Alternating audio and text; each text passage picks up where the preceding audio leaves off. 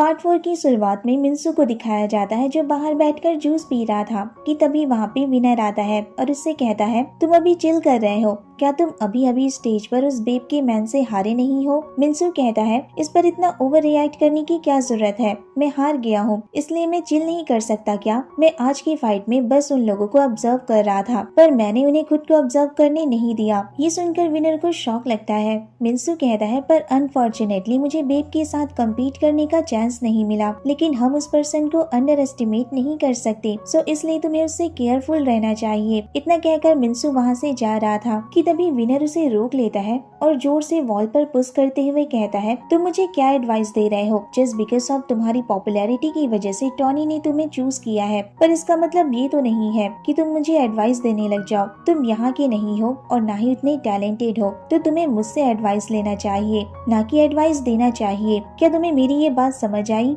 ऐसा कहने के बाद वो उसके चेस्ट पर स्लैप करता है तो मिंसू एक ही हाथ से उसका हाथ मोड़ देता है, जिससे विनर को अब बहुत ज्यादा दर्द हो रहा था। मिंसू उससे कहता है क्या तुम मेरे साथ झगड़ा करना चाहते हो, तो विनर कहता है मेरा हाथ छोड़ो मुझे दर्द हो रहा है, पर मिंसू उसका हाथ नहीं छोड़ता। तो विनर उससे कहता है मुझे जाने दो और अपना हाथ छुड़ा लेता है और कहने लग जाता है तुम मेरे बारे में इतना सीरियस क्यों हो रहे हो, हम दोनों तो एक ही टीम में है ना, क्या हमें एक साथ मिलकर बेब पर अटैक नहीं करना चाहिए। तो इस पर मिंसू उससे कहता है मैं किसी के साथ कॉर्पोरेट नहीं करना चाहता, मैं यहाँ अकेले ही हर फील्ड में बेस्ट बनना चाहता हूँ। इतना कहकर वो वहाँ से चला जाता है और विनर वहीं खड़ा उसे देखता रह जाता है। फिर अगली सुबह बेब चार्ली को अपने पार्किंग लॉट लेकर आता है जहाँ उसने अपनी सारी बाई की हुई एक्सपेंसिव कार और प्राइस में मिली हुई कार्स को रखा था। उन कार्स को देखकर चार्ली बहुत सरप्राइज हो जाता है और बेब से कहता है क्या ये सारी की सारी कार्स आपकी हैं? बेब कहता है हाँ, अदरवाइज मैं तुम्हें यहाँ क्यों लाता। तो चार्ली उससे कहता है जब मैं घर पर होता हूँ तो मैंने आपकी एक भी कार वहाँ नहीं देखी थी। बेब इस पर स्माइल करता है और कहता है मेरे पास 10 से ज्यादा कार्स हैं और क्या तुम चाहते हो कि मैं उन्हें घर के बाहर पार्क करूँ? इससे तो बेटर यही है कि मैं इन्हें वे के शोरूम में ही रहने दूँ।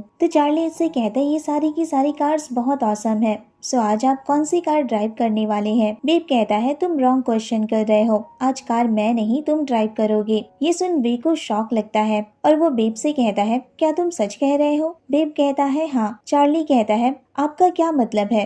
बेब कहता है तुमने मुझे इसीलिए तो अप्रोच किया था ना, क्योंकि तुम्हें रेसिंग के लिए कार चाहिए थी, तो अब जाओ तुम इनमें से किसी भी कार को चूज कर सकते हो। ये सुनकर चार्ली खुश हो जाता है और कहता है आप सच में अपनी कार मुझे चूज करने दे रहे हैं। इस पर बेब कहता है तुम पहले चूज तो करो, फिर उसे तुम्हें देना है या नहीं ये मैं फाइनल करूंगा। फिर वे भी अपने भारी मन से कहता है जाओ जाकर देखो। चार्ली फिर एक कार के पास जाकर खड़ा हो जाता है और कहता है मुझे ये कार चाहिए। तुम्हारी नजर तो सच में बहुत अच्छी है, पर मुझे लगता है तुम्हारे लिए कोई न्यू वन अच्छी रहेगी, क्योंकि ये बेब की फेवरेट कार है। चार्ली कहता है मैं ये जानता हूँ और इसीलिए मैंने इसे चूज किया है, बिकॉज इसी कार से बेब ने पहली बार फिनिश लाइन को क्रॉस किया था और पहली बार गेम जीता था और उसी दिन से बेब को किंग ऑफ हॉलो कहा जाने लगा। उसकी बातें सुनकर बेब के फेस पर प्यारी सी स्माइल आ जाती है। तभी वे उससे कहता है मैंने तुमसे जो कहा क्या तुमने वो नहीं सुना? इसी रीजन की वजह से तो ये कार बेब की फेवरेट है और इस कार का ध्यान मैं खुद रखता हूँ, इसलिए तुम ये कार नहीं ले सकते।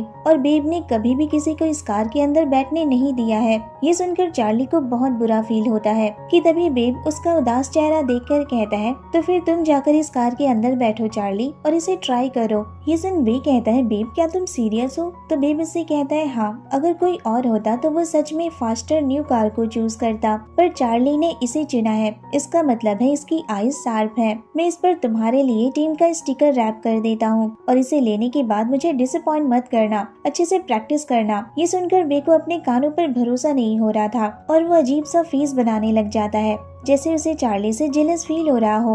और दूसरी तरफ चार्ली इस बात से बहुत खुश था। क्या आप सच में अपनी फेवरेट कार मुझे दे रहे हैं? बेब कहता है हाँ। तो चार्ली इसे थैंक यू कहता है और कार के अंदर जाकर बैठ जाता है। फिर नेक्स्ट सीन में बेब उसे ट्रैक पर ड्राइव करना सिखा रहा था, पर चार्ली बहुत घबराया हुआ था और टेंशन में ड्राइव कर रहा था।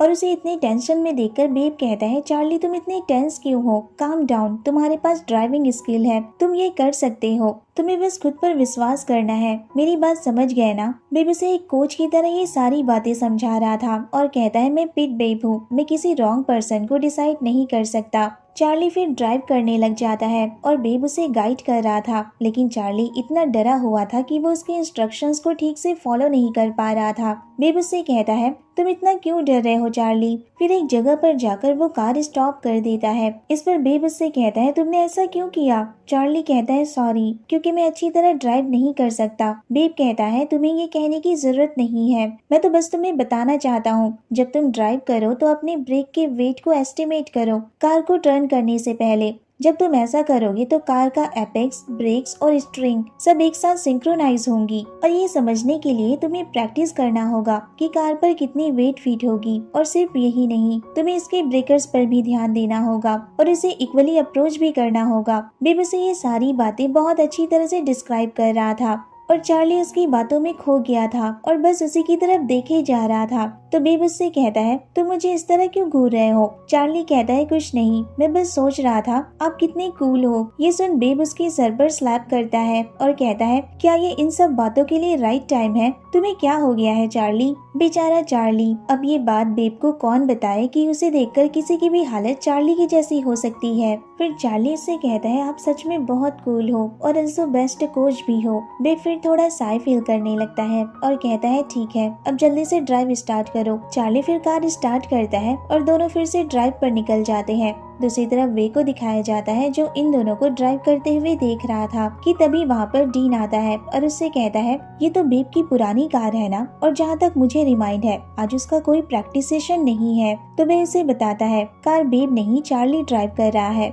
ये सुन डीन को शॉक लगता है और वो कहता है, तो अब चार्ली बेब की फेवरेट कार को ड्राइव कर रहा है। वेल, उसका टैलेंट बुरा नहीं है, मुझे तो डाउट है कि बेब उसे सच में पसंद करने लगा है। ये सुनकर बेब परेशान हो जाता है और नेक्स्ट सीन में बेब वे से मिलने क्लब में आता है। वे उसे देखकर बहुत खुश हो जाता है और कहता है, तो तुम फाइनली आ गए, पर मुझे लगा था तुम अपने मैन के साथ रुकोगे। वे फिर दोनों के लिए ड्रिंक ऑर्डर करता है और कहता है, यूजुअली तुम मेरे साथ यहाँ हैंग आउट करने आया करते थे, लेकिन अब तो तुम कभी दिखाई ही नहीं देते। इस पर बेब कहता है, वेल अभी तो मैं यहीं पर हूँ ना, और तुम भी तो पहले की तरह नहीं रहे, तो इतने टची क्यों हो रहे हो? ऐसा कहने के बाद उसके चिक्स पर किस कर लेता है। वे कहता है, मैंने तुमसे कितनी बार मना किया है, ऐसा मत किया करो। अगर एक दिन मैं तुम्हें पसंद करने लगा तो फिर मैं क्या करूँगा? तो इस पर बेब हंसने लग जाता है और कहता है, अगर हम दोनों एक दूसरे को पसंद करते तो ये बात हमें पहले ही पता चल जाती, और मोस्ट इम्पोर्टेंटली मैं किसी के साथ फॉल इन लव नहीं हो सकता, मैं बस इस अल्फा से सेटिस्फाइड हूँ। तो वे कहता है, क्या चार्ली तुम्हारे साथ नहीं आया है? इस पर बेब उससे कहता है, तुम्हें क्या हो गया है? जब वो आता है तो तुम कंप्लेन करने लग जाते हो,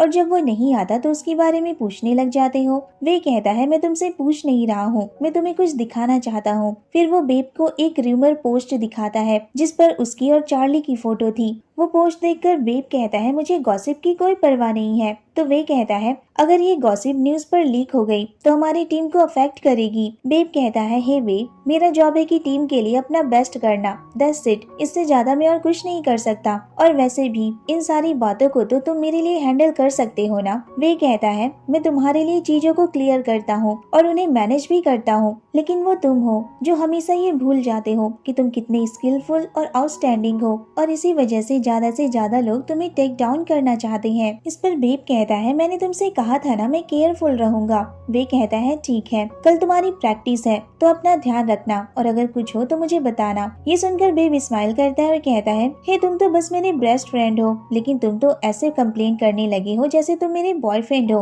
तभी वहाँ पे सोनिक और नॉर्थ भी आ जाते हैं और बेब थोड़ी देर के लिए वॉशरूम चला जाता है। उसके जाने के बाद वे नॉर्थ और सोनिक से कहता है, अच्छा हुआ तुम दोनों यहाँ आ गए, मुझे तुम दोनों की हेल्प चाहिए। नॉर्थ कहता है, बताओ तुम्हें क्या हेल्प चाहिए? तो वे कहता है, तुम दोनों को चार्ली पर नजर रखना है। नॉर्थ कहता है, वो क्यों? वो तो हार्मलेस लगता है और इनोसेंट भी है। इस पर वे कहता है, तो क्या हमें पहले कुछ बुरा होने का वेट करना चाहिए? सोनिक कहता है, ठीक है, हम तुम्हारा ये काम करेंगे। तभी बेब वापस आ जाता है और उन दोनों को देखकर कहता है, तुम लोग क्या बातें कर रहे थे? नॉर्थ कहता है, कुछ भी तो नहीं। बेब कहता है, लेकिन तुम लोग मुझे सस्पिशियस लग रहे हो और तुम्हारी आंखें अननेचुरल दिखाई दे रही हैं। फिर चारों ड्रिंक करने लग जाते हैं और ड्रिंक करने के बाद नॉर्थ और सोनिक क्लब से बाहर आ जाते हैं। नॉर्थ सोनिक से कहता है, तुम्हें क्या लगता है वे एक अवेक रैबिट की तरह बिहेव कर रहा है ना? सोनिक कहता है, तुम्हारे ऐसे कहने का क्या मतलब है? नॉर्थ कहता है वे बेब को पसंद करता है। तो सोनिक कहता है वेल वो दोनों एक दूसरे के क्लोज फ्रेंड है,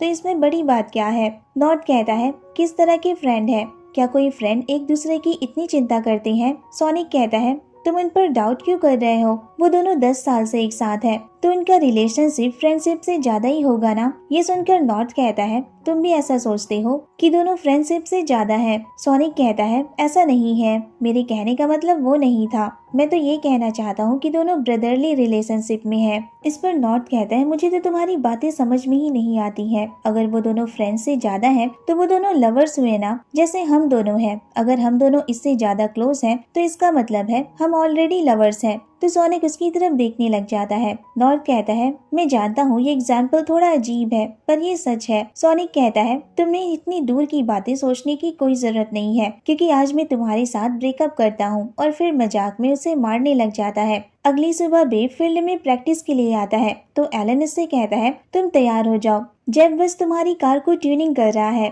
और जेब से उसे कार की हॉर्स पावर दिखाने को कहता है, पर जेब उसे कोई रिस्पांस नहीं देता और चुपचाप वहाँ से चला जाता है। और ये देखकर सभी हंसने लग जाते हैं, क्योंकि जेफ एलन की कोई बात नहीं मानता था। तभी वे चार्ली को देखकर कहता है तुम यहाँ क्या कर रहे हो? क्या तुम्हें नहीं पता कि किसी आउटसाइडर का गैरेज और फील्ड में आना मना है? चार्ली कहता है पर मैं तो यहाँ बेब के साथ आया हूँ। बेब कहता है मैं इसे खुद यहाँ लेकर आया हूँ। और जब एलन कुछ नहीं कह रहे हैं तो तुम क्यों इतने सीरियस हो रहे हो? क्योंकि नॉर्मली यहाँ आउटसाइडर का आना मना है। तो बताओ चार्ली तुम्हारा कौन है? एक रिलेटिव है, एक सर्वेंट है, या फिर तुम्हारा बॉयफ्रेंड है? ओह मैं तो भूल ही गया था, ये तुम्हारा बस एक सेक्स बडी है। ये सुनकर चार्ली को बहुत बुरा फील होता है और बेब वे से कहता है तुम किस बात को लेकर इतना अपसेट हो? फिर चार्ली को वहाँ से जाने को कहता है। चार्ली चला जाता है। तभी एक स्टाफ आकर एलन को बताता है कि कोई उसका वेट कर रहा है और वो अर्जेंटली उससे मिलना चाहता है। दूसरी तरफ चार्ली को दिखाया जाता है जो वहाँ से बाहर जा रहा था कि तभी उसे वे रोक लेता है और कहता है चार्ली बताओ तुम कौन हो? तुम्हारी रियल आइडेंटिटी क्या है? चार्ली कहता है मैं बस एक सेक्स बडी हूँ, जैसा कि आपने अभी कहा।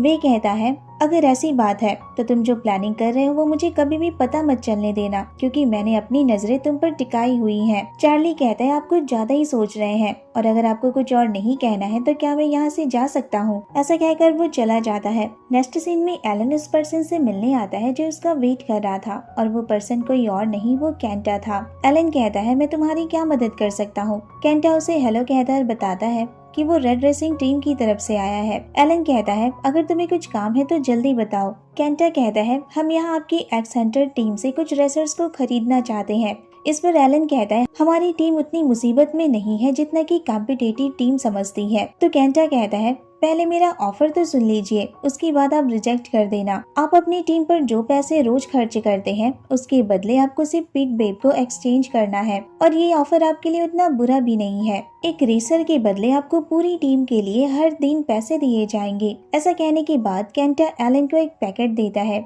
और इसी सीन के साथ पार्ट 4 खत्म हो जाता है। तो कैसा लगा आपको ये पार्ट? मुझे कमेंट में जरूर बताना। अगर वीडियो अच्छी लगी हो तो प्लीज वीडियो को लाइक, शेयर और मेरे चैनल को सब्सक्राइब करना मत भूलना। Thanks for watching. Bye bye, take care.